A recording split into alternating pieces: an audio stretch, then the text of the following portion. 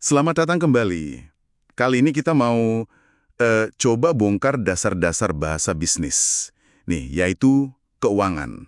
Sumber kita buku Key Management Ratios dari Sharon Walsh.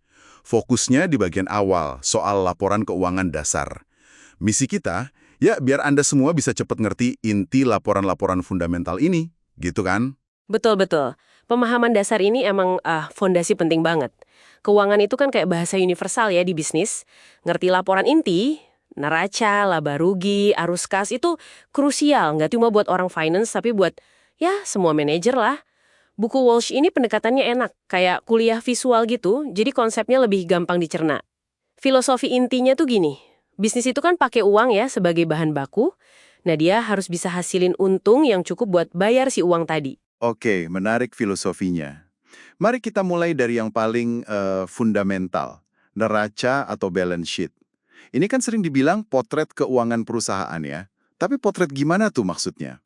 Iya, tepat. Anggap aja neraca ini kayak snapshot keuangan, tapi di satu titik waktu aja, kayak foto gitu.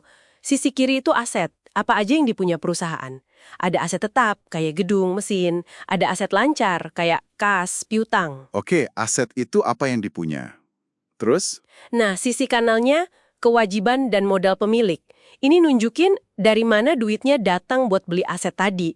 Bisa dari pinjaman, utang ke supplier, atau modal dari pemilik. Ini nyambung ke filosofi tadi.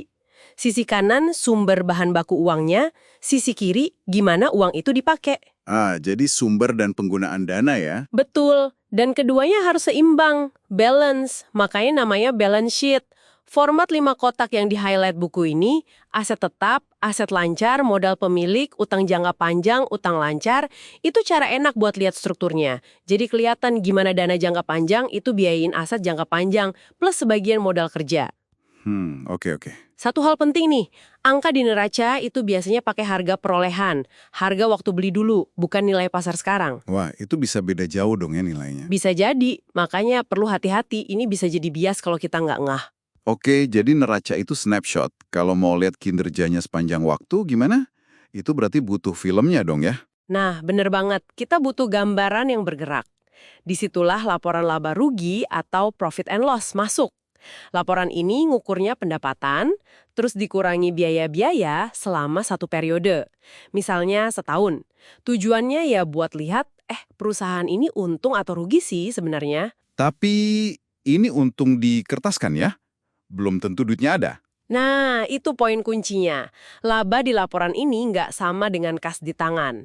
Ada biaya, contohnya depresiasi atau penyusutan aset, itu ngurangin laba tapi sebenarnya nggak ada uang keluar saat itu. Oh ya, depresiasi kan cuma pencatatan aja. Betul. Sebaliknya, pas kita bayar cicilan pokok pinjaman, itu kan uang keluar ya, tapi itu bukan biaya di laporan laba rugi. Oke, mulai kebayang bedanya. Terus, urutan pembagian labanya juga penting dipahami.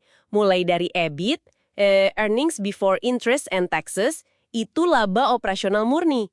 Baru dikurangi bunga pinjaman, jadi EBT, terus dikurangi pajak, jadi EAT, atau earnings after taxes. Nah, ini laba bersihnya.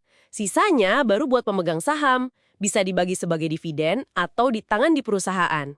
Jadi bisa aja nih perusahaan kelihatannya untung gede di laporan laba rugi, tapi kok kasnya cekak gitu ya? Persis, itu bisa banget kejadian, makanya penting banget buat ngerti laporan berikutnya. Nah, ini dia nih. Gimana cara kita ngelacak kas yang beneran masuk dan keluar?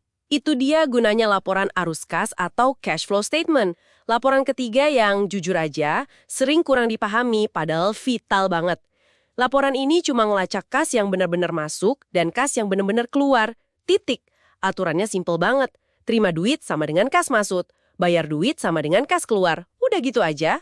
Sesimpel itu ya? Prinsipnya iya.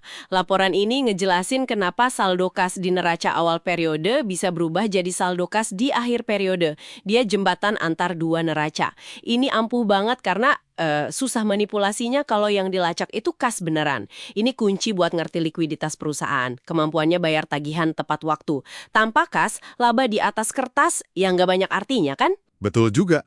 Oke, jadi 3 laporan inti. Neraca, laba rugi, arus kas. Udah kebayang. Nah, buku Walsh ini kan juga nyebut istilah kunci kayak total aset, modal kerja. Katanya ini jalan pintas buat paham struktur keuangan. Sepenting apa sih ini? Penting banget. Istilah ini kayak rangkuman struktur keuangannya. Total aset, TA, itu ya gampangnya semua bahan baku yang dikelola perusahaan tani, semua sumber daya yang dia punya. Nah, kalau modal kerja atau working capital, ini selisih antara aset lancar sama utang lancar. Ini kayak olinya mesin bisnis buat jalan sehari-hari. Oh, oli ya. Maksudnya gimana tuh? Maksudnya, dana buat bayar gaji, beli stok barang, bayar tagihan rutin gitu. Operasional harian lah. Insight menarik dari buku ini, modal kerja itu sebenarnya didanai dari sumber jangka panjang loh. Dari modal pemilik plus utang jangka panjang yang nggak kepake buat beli aset tetap. Oh, jadi dana jangka panjang itu nggak cuma buat aset tetap aja ya? Nggak cuma itu, sisanya harus cukup buat nutupin kebutuhan modal kerja ini. Kalau sumber jangka panjangnya kurang, nah ini bahaya. Perusahaan bisa kekurangan kas meskipun kelihatannya profit. Kondisi ini namanya overtrading. Overtrading. Apa tuh? Itu kondisi di mana perusahaan terlalu agresif ekspansi atau jualannya kenceng banget, tapi nggak didukung pendanaan jangka panjang yang cukup. Bayangin aja toko roti laku keras. Beli bahan baku terus pakai utang jangka pendek ke supplier. Tapi pelanggannya bayarnya nanti, pakai piutang. Laba sih naik, tapi kasnya bisa habis duluan buat bayar supplier sebelum piutangnya cair. Wah, itu serem juga ya. Jadi kekurangan modal kerja bisa langsung kelihatan efeknya di arus kas dong? Banget, langsung terasa di situ. Makanya ngitung modal kerja itu penting.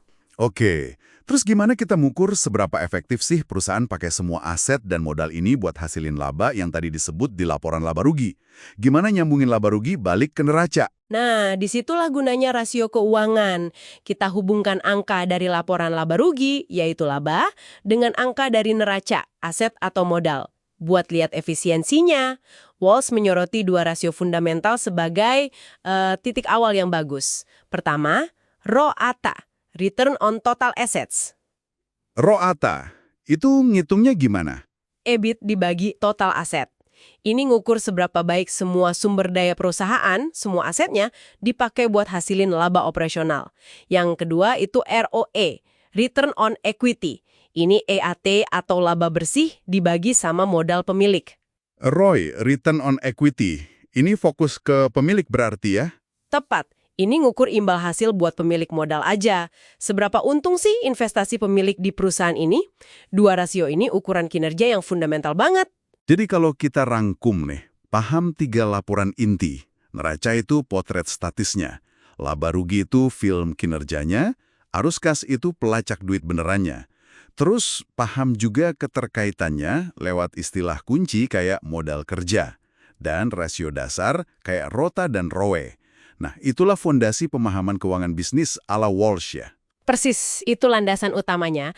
Balik lagi ke filosofi awal tadi, bisnis itu harus hasilin return yang cukup dari bahan baku uang yang dia pakai.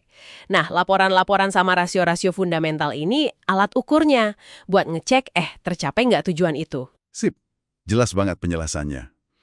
Nah, sebagai penutup nih, ada satu pemikiran buat Anda renungkan. Walsh bilang, bisnis itu udah jadi kayak olahraga terbesar di dunia. Kalau gitu, dengan kita ngerti aturan main dasarnya, neraca, laba rugi, arus kas, kira-kira gimana ya? Itu bisa ngubah cara Anda nonton atau mungkin malah bermain di pertandingan bisnis ini. Coba direnungkan.